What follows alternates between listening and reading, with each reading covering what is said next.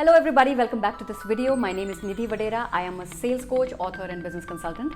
And today we are going to talk about the different funding options that are available for your startup. Last week I posted a video on what are the 10 questions that you must answer before approaching an investor. If you haven't watched that video, please go ahead and watch it to understand whether you need funding in the first place or not. Now, assuming that you're clear about getting an investor, it's time to understand the options available. I'm going to give you all that information in just a bit, but before that, if you are new to this channel, then I am excited to share with you that this channel is about books, business and personal development. I post 2 new videos every week, one on Tuesday, one on Friday. So if you are interested in learning based content, then please subscribe to this channel and hit the bell icon. So let's get started with the funding options for your startup. Okay, so you have a great idea and you want to launch your startup. But a lot of people get confused about what is the starting point. See, the first thing to understand here is that you will have to invest money initially to convert your idea into business. Like you have to register your company, you have to develop your website, you have to design your logo, buy a new computer maybe, and other essential expenditures to get your business started. For this, you can use money from your own savings, you can borrow from your family, friends, your relatives, all those who believe in you and your idea. Now, this first step where you use your own money or the money of your immediate network of family and friends is called bootstrapping. So using this money, you launch your idea in the market. Now your business idea is already up and running, and after a few months, you feel a need to grow your business. You want to scale things up, but you're not able to do it because of lack of funds. See, if your vision is to expand, if you're serious about it, then you need capital. But where will that money come from? So now you have 2 options available. First is to go to a bank and ask for business loan, and the second is to approach a private financer. You can definitely apply to a bank for loan. After all, you've registered your company, you have other necessary documents available, but the chances are that your loan will not get approved. You know why? Because you do not have a credibility in the market yet. You do not have a proven business record, and the startup failure rate is about 90%. So the bank is not sure whether you'll be able to repay the loan or not. So they won't take a chance on you. The next option is to get private finance. But in private finance, as you already know, the rate of interest is so high that your startup will not be able to bear that additional burden of interest. Now the bank doesn't want to give you loan, and you are scared to take loan from private financer. So both these options are gone. Your requirement still remains the same. You still need money for your business. So what can be done now? Now this is where the investors come into picture. And as I understand, this is what you also want to learn about, right? So there are 2 kinds of investors: angel investors and venture capitalists. So let's first talk about VCs or the venture capitalists. Now VCs, they don't give you loan for your startup, nor they provide any kind of fund support.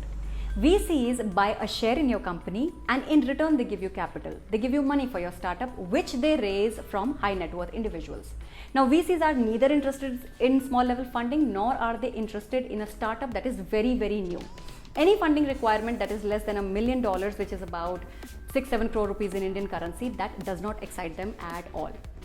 Angel investors, on the other hand, are individuals who invest their own money in various startups. So these professionals come with their own set of expertise, and they not only give you funding support, but they also help you to streamline your business, your marketing initiatives, your sales processes, your admin work, strategies, almost everything to make you a successful business. They are your partner in both profit and loss, but angel investors provide small fundings. So what's important here is to understand who will be a better partner for your company, an angel investor or a venture capitalist. See, if a VC becomes a shareholder in your company, and let's say you sell out 20% of the shares to VC, then they will start taking 20% of your annual profit from the first year itself. But they will not interfere with the running of your business.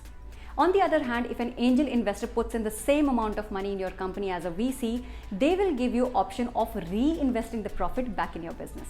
Now that can be a lot of support for your startup, plus they will help you with their expertise. But on the flip side, it means that they will interfere with every decision that you make about your business. So now it's completely your call. Whether you want to give a share of your company to someone and then work with them, or you ask an angel investor to introduce funds and then grow your company with their support and their expertise. This is the first leg of funding, and the subsequent rounds, the next rounds of funding can also be raised in the same way, whether you decide to go ahead with an angel investor or a venture capitalist. Now, some of you may be thinking that if I keep diluting my share to raise funds, then my company will not remain my business one day. True, it won't remain your business only. But this is where you need to expand your vision. Let's say your company comprises of 1 lakh shares and you have 100% shares of your company. But if the per share value of your company is only 20 rupees, then the total value of your company on your papers is about 20 lakhs only. On the other hand, when you start growing your company with the investors' money, the valuation of your company increases with every round of funding. So in the bargain, of course, your share in the company will get diluted, but the overall value per share will increase. So with funding support, your company will grow, you will become a bigger brand, things will scale up, your sales figures will go up, there will be a lot of development on all fronts. Your share value that was earlier just 20 rupees may increase to 2000 rupees per share or even more, who knows. So what I'm trying to say here is that more than how much you have a share in the company, it is more important what is the share value per share of your company. Now please don't get disheartened thinking that your company will not remain yours. Understand that it's a bargain for expansion. Also, your investors, they need you in the company. It's your baby after all. You understand the pulse of your business. You know how to grow it. So they will never ask you to leave. But of course, the positions will change. What they are most likely to do is to make you the founder CEO of your company perhaps and give you the responsibility to grow your company and develop it further. Meaning you work towards increasing the per share value of your company, because as the share value grows, your investors' money will grow automatically. So now that you've understood how the cycle works, please remember that it is critical to calculate the startup valuation for your company correctly, because based on that valuation, your investors will understand what kind of funding you're looking at, what are your plans for the future, what support are you looking at, and you also will clearly understand who to approach. If you want to understand how to calculate the valuation of your company, or you want to learn more about VCs and angel investors, do let me know. I'll create videos around that as well.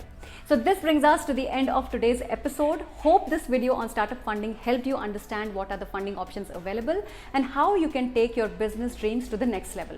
If you like this video, please don't forget to share it with your family and friends. And if this kind of learning content interests you, then subscribe to our channel and become a part of our community. Also, do let me know your views and suggestions in the comment section below. If there are any questions that I can answer for you, I will be happy to help. So it's time for me to go now. I will see you in the next video. Till then, love your numbers, work hard for your dreams, and remember, it won't work out till you start having fun. Bye.